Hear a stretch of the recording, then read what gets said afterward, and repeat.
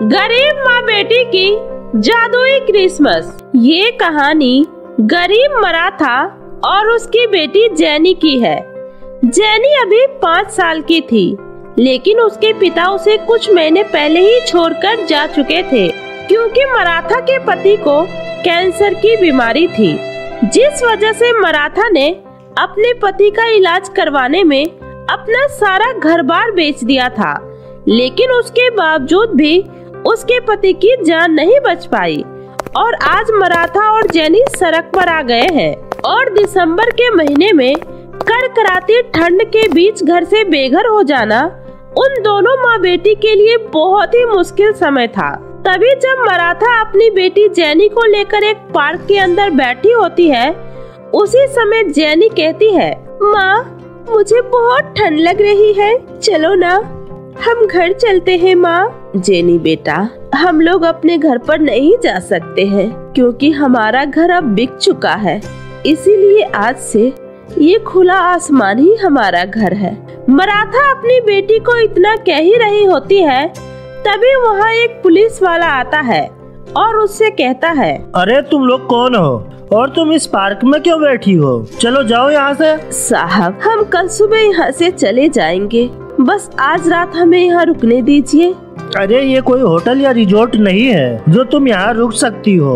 यहाँ 2 दिन बाद क्रिसमस का त्योहार मनाया जाएगा, इसलिए यहाँ पर अभी किसी का आना अलाउड नहीं है। इसलिए उठाओ यहाँ से अपनी बेटी को और जाओ यहाँ से। साहब, इतनी ठंड में भला मैं अपनी बेटी को लेकर कहाँ जाऊँगी? प्लीज हमें यहाँ से मत भगाइए साहब। देखो, यहाँ से निकल जाओ, वरना मुझे धक्के मारकर तुम्हें यहाँ से बाहर निकालना पड़ेगा। पता नहीं कहाँ से आ जाते हैं। पुलिस वाले की इस बात को सुनकर मासूम जेनी अपनी माँ से कहती है, माँ आपने तो कहा था आज से ये खुला आसमान ही हमारा घर है, फिर उन गंदे पुलिस अंकल ने हमें वहाँ से क्यों भगा दिया? माँ। बेटा, इस दुनिया में हर कोई सिर्फ गरीबों को ही परेशान करता है, पता नहीं गॉड हमारी कब सुनेंगे। लेकिन बेटा, फिलहाल हमें अपने रहने के लिए कोई ठिकाने का इंतजाम करना होगा, वरना इतनी ठंड में हम लोग बीमार पड़ सकते हैं। इतना कहकर मराठा कूड़े के ढेर में से ढेर सारी बड़ी बड़ी पन्नियां और कुछ खाली प्लास्टिक की बोतल लाकर एक बड़े से ग्राउंड में अपनी एक छोटी सी झोपड़ी बना लेती है।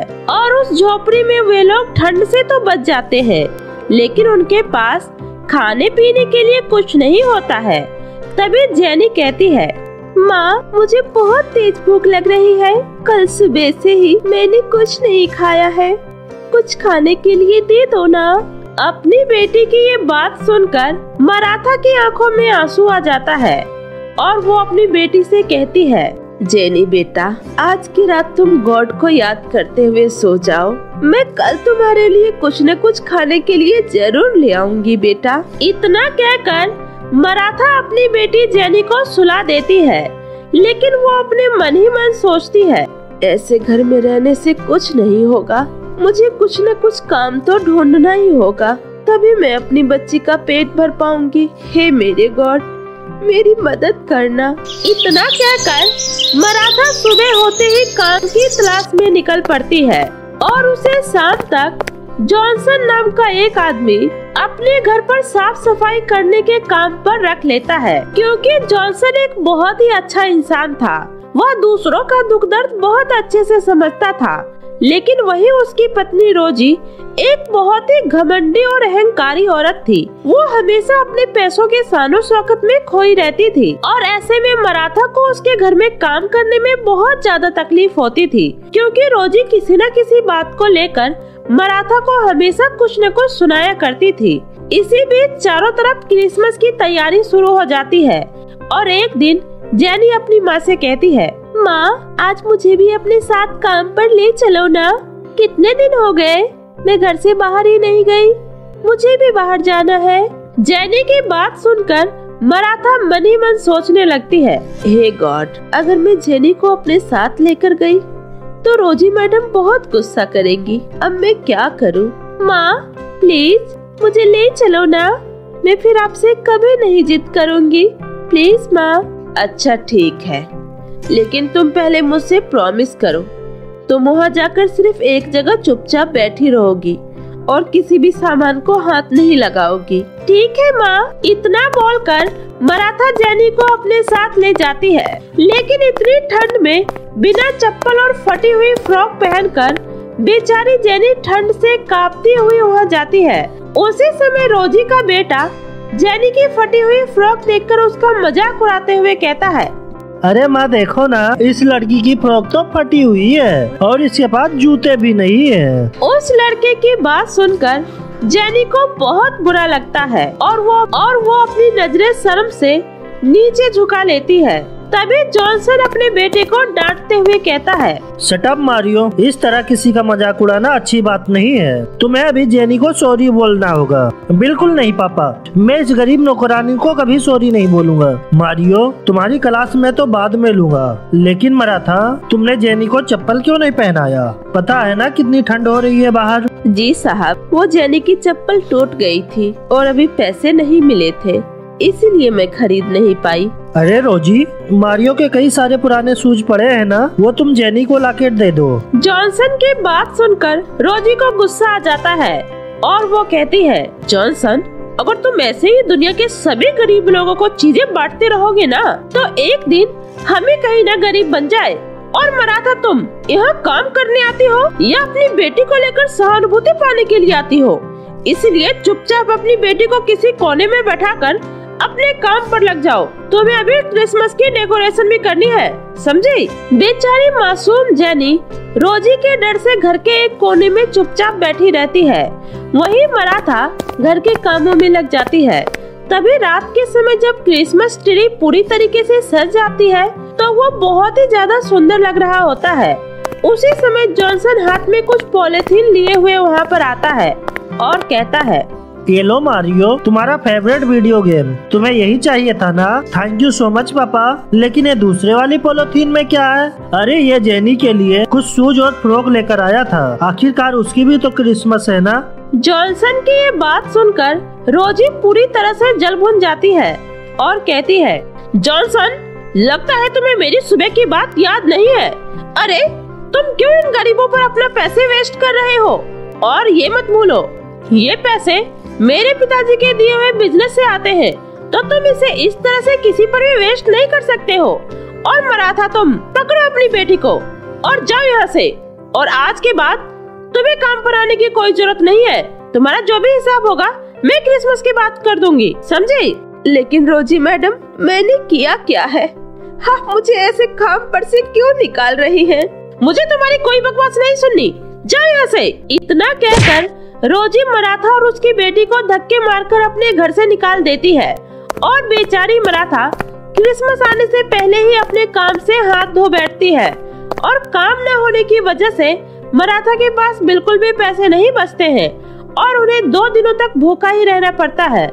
तभी क्रिसमस वाले दिन मराठा चर्च जाकर वहाँ की सफाई करती है और आंखों में आंसू लिए कहती है, ए गॉड, मेरी मदद कीजिए। मुझ गरीब के पास इतने भी पैसे नहीं हैं कि मैं अपने क्रिसमस का त्योहार मना सकूं और अपनी बेटी के चेहरे पर खुशियां ला सकूं। इतना कहकर मराठा वापस अपनी झोपड़ी में आ जाती है। उसी समय जेनी अपनी माँ से कहती है, माँ, आज सेंटा क्लॉज हमारे घर पर आएगा ना, और वो मेरे लिए बहुत सारे गिफ्ट भी लाएगा, है ना माँ? हाँ बेटा, जरूर आएंगे। ऐसे ही क्रिसमस की रात सभी के घर क्रिसमस ट्री और लाइटों से जगमगा रही होती है। वहीं जेनी अपनी झोपड़ी के बाहर बैठे सेंटा क्लॉज का इंतजार कर रही होती है।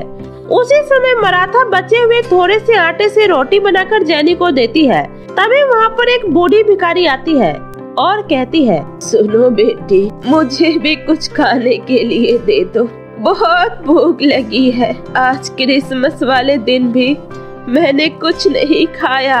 इतना सुनकर जेनी अपने हिस्से की वो एक रोटी उस बूढ़ी अम्मा को दे देती है। जेनी बेटा, माना कि सबकी मदद करनी चाहिए, लेकिन तुमने अपने हिस्से की रोटी उन्हें दे दी। अब भला तुम क्या खाओगे? घर में तो राशन का एक दाना भी नहीं है। कोई बात नहीं माँ, हमारे साथ गॉड है ना, वो हमारी मदद के लिए जरूर किसी न किसी को भेज देंगे, आप देख लेना। जेनी की ये बात सुनकर वो बूढ़ी अम्मा सेंटा क्लॉज में बदल जाती है और अपने सामने सेंटा क्लॉज को खड़ा देखकर जेनी बहुत ज्यादा खुश हो जाती है। बेटा जेनी, तुम एक बहुत अच्छी लड़की हो। तुमने अपने हिस्से की रोटी मुझे देकर ये साबित कर दिया कि दुनिया में अभी कहीं ना कहीं अच्छे लोग मौजूद हैं, और जो लोग दूसरों की मदद करते हैं तो मैं उन लोगों की मदद करने के लिए जरूर आता हूँ। तो बताओ, तुम्हें मुझसे क्या चाहिए? सेंटा क्लॉज, मुझे एक सुंदर सी फ्रॉक और एक सुंदर सा क्रिसमस ट्री चाहिए, जिससे मैं भी क्रिसमस का त्योहार मना सकूं। बस इतनी सी विश? तो चलो, तो मैं तुम्हारी विश अभी पूरी कर देते हैं। सेंटा क्लॉज के इतना कहते ही मराथा की छोटी सी झोपड़ी एक सुंदर से घर में बदल जाती है, और वहाँ पर ढेर सारे सुंदर सुंदर क्रिसमस ट्री आ जाते हैं, और जेनी को उसकी मनपसंद फ्रॉक भी मिल जाती है, जिसे देखकर जेनी बहुत ज्यादा खुश हो जाती है, और अपने पास फिर से एक घर देखकर मराठा की आंखों में खुशी के आंसू आ जाते हैं। Thank you so much God, आज आपकी वजह से मुझे अपना घर फिर से मिल गया, और हम गरीब माँ बेटी फिर से आपके क्रिसमस का त्योहार मना पाएंगे। और फिर इस तरह क्रिसमस वाले दिन दोनों माँ बेटी को उसकी जिंदगी की सारी खुशियाँ मिल जाती है, और दोनों मिलकर खुशी खुशी क्रिसमस का त्योहार मनाती है। जादुई जलपरी का प्यार और गरीब मछुआरा। रौनकपुर गांव में पवन नाम का एक गरीब मछुआरा रहा करता था, और उस गांव के ज्यादातर लोग मछली पकड़ने का ही काम किया करते थे, क्योंकि उस गांव में ज्यादातर किसी के पास कोई रोजगार नहीं था। इसी वजह से वहाँ के लोग मछलियाँ पकड़कर उन्हें बाजार में बेचकर ही अपना गुजारा किया करते थे। और ऐसे ही पवन भी हमेशा समुद्र से मछलियाँ पकड़कर उन्हें बाजार में बेचने जाया करता था, और उन्हीं पैसों से वो जैसे तैसे करके अपना घर चलाया करता था। पवन की माँ अहिल्या भी कभी कभी उसके इस काम में उसकी मदद कर दिया करती थी। ऐसे ही आज भी जब पवन समुद्र के पास मछलियाँ पकड़ने जाता है तो वो देखता है, अरे ये क्या, ये तो एक जलपरी है, लेकिन ये यहाँ कैसे आ गई? लगता है इसे काफी चोट लगी है, मुझे इसकी मदद करनी चाहिए। पवन जैसे ही उस जलपरी को हाथ लगाने जाता है, वैसे ही वहाँ पर कुछ और मछुआरे आ जाते हैं और पवन से कहते हैं, अरे पवन, दूर हट वहाँ से, तुझे नहीं पता ये जलपरी कितनी खतरनाक होती है, ये इंसानों को जिंदा खा जाती है। अरे आप लोग ये कैसी बातें कर रहे हैं? भला यह मासूम से जलपरी किसी को क्या नुकसान पहुँचाएगी, इसलिए हमें इसकी मदद करनी चाहिए। अरे तेरा दिमाग खराब हो गया है क्या? तू इस जलपरी की मदद करना चाहता है? अरे बड़ी मुश्किल से तो ऐसी जलपरियां हाथ लगती हैं। मैं तो कह रहा हूँ इसके सारे गहने और हीरे निकालकर इसे यहीं पर मार देते हैं, फिर सब कुछ आपस में बांट लेंगे। अरे आप लोग क्या कह रहे हो? आप लोग अपनी लालच की वजह से भला कैसे किसी की जान ले सकते हो? अरे तू अपना मुंह बंद कर, तुझे इस पर इतनी दया क्यों आ रही है? तेरी क्या लगती है ये? अच्छा, तो आप लोगों की नज़र में इंसानियत नाम की कोई चीज नहीं होती है? तो रुकिए, अभी बताता हूँ क्या लगती है मेरी।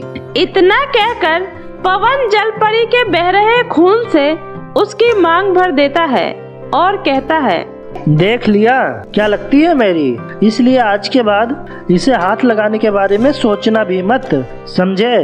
इतना बोलकर पवन उन मछुआरों के सामने से उस जलपरी को उठाकर अपने घर ले जाता है, और वो सारे मछुआरे बस चुपचाप खड़े देखते रह जाते हैं। और पवन जैसे ही उस जलपरी को लेकर अपने घर पहुंचता है तो उसकी माँ उसके गोद में एक जलपरी को देखकर हैरान हो जाती है और कहती है, अरे पवन बेटा, ये तू किसे उठा लाया? तू तो मछलियाँ पकड़ने गया था ना?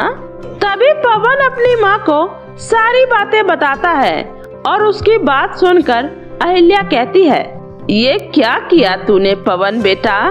तूने इस जलपरी के लिए अपने गांव के लोगों से दुश्मनी ले ली और साथ में इसकी मांग भी भर दी। अरे ये एक जलपरी है, कोई इंसान नहीं जो तूने इससे शादी कर ली, वो भी इसे बचाने के लिए। बेटा तू अभी इसी वक्त इस जलपरी को वापस वहीं पर छोड़ कर आ जहाँ से तू इसे लेकर आया है। जा बेटा। माँ, कम से कम आप उन लोगों की जैसी बातें मत करिए अरे आपको इस जलपरी की हालत दिखाई नहीं दे रही? ये भी कितनी जख्मी है और ऐसी हालत में ये कैसे भला तैर पाएगी? माँ, आप कुछ दिन रुक जाइए। जैसे ही जलपरी के जख्म भर जाएंगे तो मैं इसे वापस लोगों की नजरों से छुपाकर समुद्र में छोड़ आऊंगा। लेकिन फिलहाल इसके जख्म पर मुझे दवाई लगाने दीजिए। इतना कहकर पवन उस जलपरी के जख्मों पर दवाई लगाने लगता है और उसको ऐसा करता देख उसकी माँ भी कुछ नहीं बोल पाती। तभी कुछ देर बाद पवन अपनी माँ से कहता है, माँ, मैं बाजार में मछलियाँ बेचने जा रहा हूँ, तब तक आप इस जलपरी का ख्याल रखना। इतना बोलकर पवन वहाँ से चला जाता है। उसी समय अहिल्या कहती है, हे भगवान, इतनी गरीबी में हम तो जैसे तैसे करके अपना गुजारा कर ही रहे थे, लेकिन अब इस जलपरी को क्या दूं? पता नहीं ये क्या खाती होगी। अहिल्या की ये बात सुनकर वो जलपरी कहती है, माँ जी, मुझे माफ कर दीजिए। मुझे पता है मेरी वजह से आप लोगों को बहुत ज्यादा तकलीफ हो रही है, लेकिन आपको परेशान होने की जरूरत नहीं है। आप मुझे कुछ भी रूखा सूखा दे दीजिए, मैं खा लूंगी और फिर यहाँ से चली जाऊंगी। अच्छा, तुमसे खराबी हुआ जा रहा है जो तुम यहाँ से चली जाओगी, इसलिए जब तक ठीक नहीं हो जाती तब तक यहीं पड़ी रहोगी, और तुम ठीक हो जाओगी तो मेरा बेटा तुम्हें खुद छोड़ आएगा, समझी? माँ जी, सच में आप लोगों का दिल बहुत बड़ा है। हाँ हाँ, अब ज्यादा मस्का मारने की जरूरत नहीं है। ये लो खाना खा लो, हमारे यहाँ पर तुम्हें ऐसा ही रूखा सूखा खाना मिलेगा। उसी के कुछ देर बाद पवन भी घर वापस आ जाता है, लेकिन उसका उदास चेहरा देखकर अहिल्या उससे कहती है, क्या हुआ पवन बेटा, तू इतनी जल्दी घर कैसे आ गया और तू इतना परेशान क्यों लग रहा है? क्या हुआ, मछलियाँ नहीं बिकी क्या? नहीं माँ, वो बाजार में मुझे सभी मछुआरों ने मछली बेचने से मना कर दिया, क्योंकि मैंने उनके खिलाफ जाकर जलपरी की मदद की है। हे भगवान, अब क्या होगा? मैंने तो तुझे पहले ही कहा था कि तुझे इस जलपरी के लिए अपने लोगों से दुश्मनी लेने की क्या जरूरत थी। अरे अब भला कैसे हम लोगों का घर चलेगा? एक यही तो मात्र सहारा था हमारा। अरे माँ, आप ऐसा मत कहिए, कहीं उस जलपरी ने सुन लिया तो उसे कितना बुरा लगेगा। मुझे पता है आप बहुत परेशान हो, लेकिन आप चिंता मत करो, मैं कोई ना कोई इंतजाम कर लूँगा। पवन और अहिल्या की ये सारी बातें जलपरी सुन लेती है और पवन के मन में अपने प्रति इतना प्यार देखकर उस जलपरी के मन में भी पवन के प्रति प्यार उमड़ पड़ता है। और जब पवन शाम के समय जलपरी को दवाई लगाने जाता है तो उसे ऐसा करता देख जलपरी की आंखों में खुशी के आंसू आ जाते हैं और वो कहती है, पवन, तुम एक बहुत अच्छे इंसान हो। तुमने जिस तरह मेरी जान बचाई और जिस तरह से मेरा ख्याल रख रहे हो, ऐसा तो सिर्फ एक पति ही कर सकता है। और तुमने कहीं न कहीं मेरी मांग भरकर मुझसे शादी भी की है, तो इस नाते मैं तुम्हारी पत्नी हूँ और एक पत्नी होने के नाते मैं तुम्हारी मदद करना चाहती हूँ। ये तुम क्या कह रही हो और तुम मेरी मदद कैसे कर सकती हो? पवन की ये बातें सुनकर जलपरी अपनी आंखें बंद करके हाथ जोड़ के कहती है, हे समुद्र लोक की महारानी, मुझे अपने इस श्राप से मुक्त कीजिए।